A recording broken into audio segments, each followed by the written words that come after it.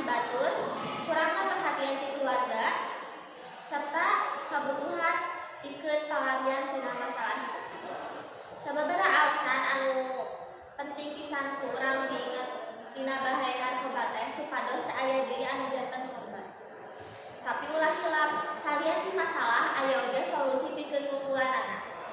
Urang kedah ngaronjatkeun kesadaran boh di masyarakat, di kalangan anak-anak muda, sakola, masjid, atau lembaga-lembaga umum teh kedah ngajarkeun pikeun bahaya-bahaya jangka panjang narkoba.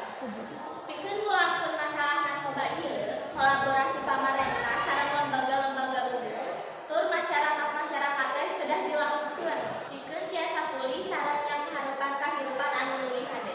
Hadirin anu jadi kahormat, hayu urang sadayana ngalaksanakeun pencegahan narkoba. Ameh masa depan terjaga sareng generasi anu bakal datang jauh tina bahaya narkoba. Bapak miwah Ibu hadirin sadayana, kaungkah carita amin mundur amin mungkur, hapunten anu kasukun. Assalamualaikum.